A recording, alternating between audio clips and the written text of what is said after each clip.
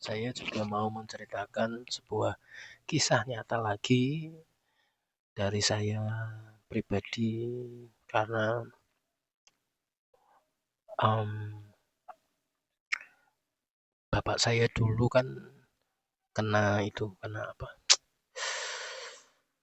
Eh ya apa batang otaknya itu kena darah ke otak itu masuk masuk ke darah otak itu jadi memasuki darah jadi kan kebanyakan mikir atau gimana gitu kan. Jadi setelah ibu saya atau almarhum emak saya meninggal itu bapak saya itu sering melamun, sering memikirkan beliau. Jadi dia sampai sampai nggak kuat gitu tuh, sampai yang aliran darah dari ke otak itu pecah. Jadi kata dokter itu harus diadakan operasi. Nah, saya itu kan cerita, saya menceritakan itu kan dari kakak saya yang nomor dua dan saya anak yang terakhir ini menunggu bapak saya yang dioperasi. Jadi bapak saya dioperasi kayak 8 jam itu kayaknya. Jadi jam 8 malam atau jam 9 malam gitu sampai jam 6 pagi kalau nggak salah. Jadi saya itu nunggu bolak-balik kan nunggu kapan keluarnya ya kan bingung lah. Eh terus ceritanya itu bukan bukan horornya bukan di sini tapi ketika setelah selesai operasi. Saya nunggu sampai kakak kan gantian kan ya. Menunggu itu kan gantian. Namanya shift-shiftan itu ya. Si kakak saya yang nomor tiga itu dulu ngomong, ya nanti kita gantian. Setelah kakak saya nomor dua dan saya jaga, gantian kakak saya yang nomor tiga jaga sama istri dan anaknya. Jadi saya kan saking kelelahan apa gimana gitu ya, kalau nggak tahu ya kan lama itu nunggu di ruangan operasi. Meski setelah dioperasi itu bapak saya masuk ke ruang ICU gitu kan, di di sebuah rumah sakit yang terkenal paling tua di kota es di Pulau Jawa. Jadi waktu itu kan saya nggak tahu ya kan kamu pernah cerita tentang ini biara biarawati apa itu kayak falak-falak gitu loh. Makanya jadi dia itu datang kayak itu kayak kayak seperti apa itu lilin Dubai itu dibawa sama banyak banyak orang suster atau apa itu yang pakai kerudung hitam itu di jam-jam berapa itu saya tuh yang melihat tuh saya apa kakak saya itu saya tuh melihat itu salah satu biarawati atau apa itu terlihat kayak bukan manusia gitu loh. Dalam arti wajahnya itu nggak kayak manusia. Saya lihat kaget gitu. Terus saya terpental jatuh gitu. Saya bangun-bangun itu lewat masuk ke UGD apa UGD gitu. Kalau dulu kan namanya UGD kalau nggak salah tahun 2005 ya, 2005. Jadi saya kaget loh. Saya tuh di situ kan kayak saya sadar saya itu dibawa kayak grodok saya sama perawat-perawat itu kayak kayak di sebuah apa tempat dorong gitu apa ya namanya ya ranjang dorong gitu ya dibawa ke ruang UGD apa IGD gitu. Ya, saya itu saya ngelihat diri saya itu didorong itu kayak kayak saya itu dalam mimpi gitu loh. Kayak dalam mimpi saya pikiran saya dalam mimpi. Saya juga ngelihat saya itu kayak dikasih kayak alat sebuah jeder jeder gitu loh namanya apa ya alat kayak itu kayak buat buat kayak kayak yang di film-film itu kan ada kayak yang bentuknya kayak buah gitu toh terus dimasukkan ke ke dada saya jeder gitu sampai saya bangun jeder gitu saya ngelihat dan ngelihat saya digituin tuh saya ngelihat. Nah, jadi kayak saya antara sadar atau tidak sadar itu tapi di dalam pose itu saya ketemu sama almarhum emak saya terus bapak saya yang di IC itu saya ngelihat dan melihat seperti kayak balita-balita itu di sebuah taman. Jadi itu di situ ada jembatan, jembatannya itu kayak melengkung gitu toh. Terus di sana itu banyak anak kecil, tapi warnanya itu kayak kamu kayak daster tapi warnanya putih. Kayak kerdil-kerdil semua, tapi di situ ada sosok orang tua saya di sana. Jadi bapak saya itu sudah ada di sana. Jadi kalau jadi di dalam mimpi itu pikiran saya itu saya ada dalam mimpi ya. Saya ceritain saya di dalam mimpi mungkin saya mungkin ada di dalam koma gitu ya selama sejam.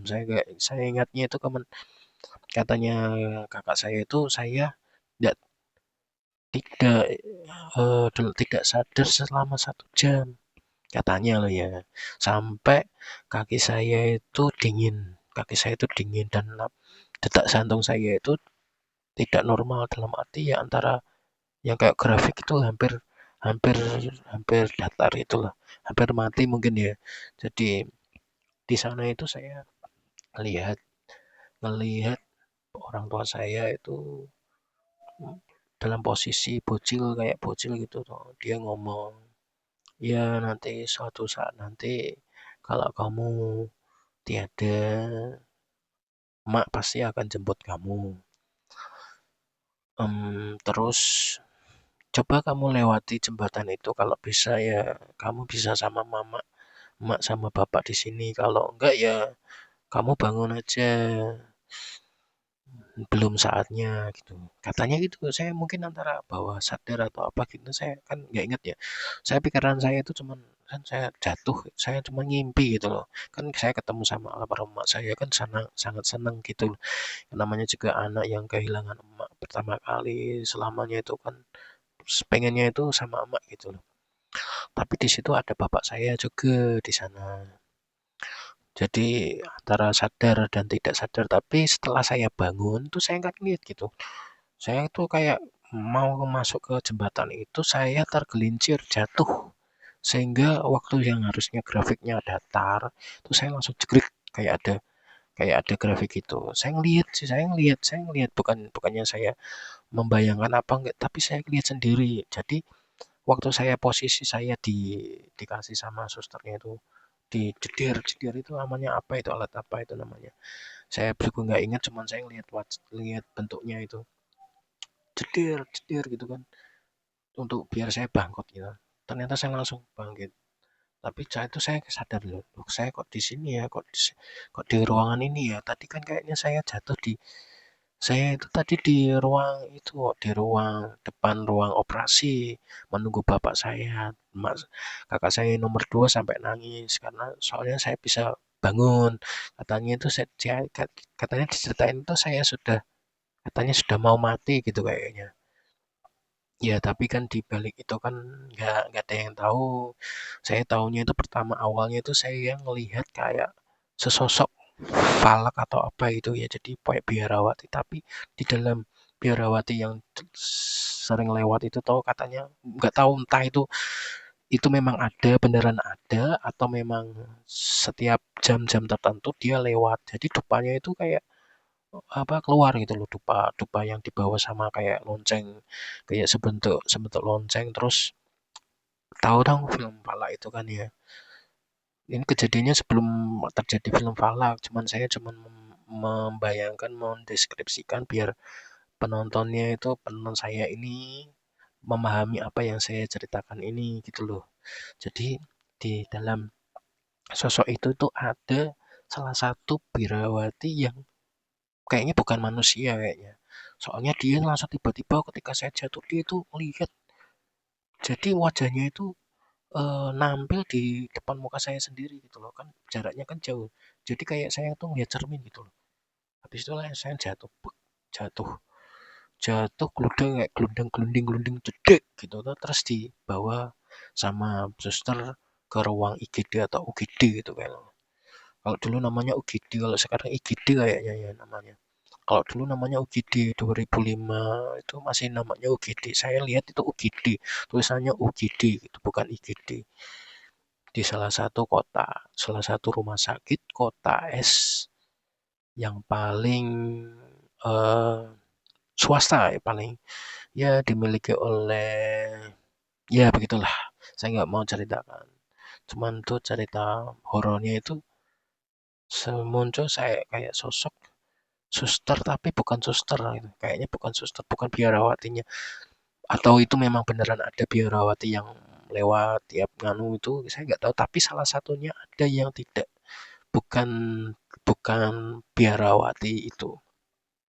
Soalnya setelah saya dibantu itu kan biarawati yang anu itu, oh nggak apa-apa ini nggak apa-apa, kayak dia itu tahu gitu loh.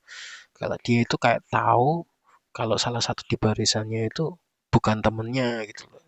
Kayaknya loh ya, ini cuma cerita cerita nyata yang terjadi dari diri saya. Jadi saya sampai sekarang kalau lewat di rumah sakit atau masuk ada temen sakit di kota S, rumah sakit yang tidak saya sebutkan di sini, terus saya harus berkunjung di situ, saya lebih baik dengan alasan tertentu saya tidak mau ke sana. Satu, karena saya trauma bapak saya masuk di ruang ICU di sana, terus kemudian saya pernah jatuh dan masuk IGD, UGD di sana. Jadi saya tuh setelah itu tuh saya kayak kayak kadang ngelihat kayak gitu gitu. Tapi mulai saya udah nggak ngelihat atau diruqyah itu sama tetangga saya, ya agak jauh lah, tapi terkenal kayak dia punya jenggot di sini. Namanya siapa itu saya tidak sebut namanya, soalnya saya kalau menyebut nama orang kan nanti takutnya tidak terima, nanti pencemaran nama baik. Jadi intinya dokter itu ngeruqyah saya kan keluhannya saya kenapa gatal gitu. Kenapa saya kok gatal-gatal gitu. Terus dia cuma ngeliatin doang terus mungkin sampai dia baca dalam batin gitu. Nggak ngucapin, mungkin kalau ngucapin kan saya sadar mungkin, oh kamu mau ngeruqyah saya ya. Ya, mau ngeruqyah saya. Tadi dia, oh enggak, dia cuma bilang, nanti kalau keluar muntahannya jangan ditahan ya, dikeluarin semua ya, cuma gitu. Saya untahin semua, saya muntahin terus habis itu hilang. Saya sudah nggak bisa ngeliat-ngeliat kayak gitu. Cuman tahu oh di situ ada, di sini ada. Cuman saya nggak bisa ngeliat secara jelas gitu. Nah, untuk sekian ceritanya ya.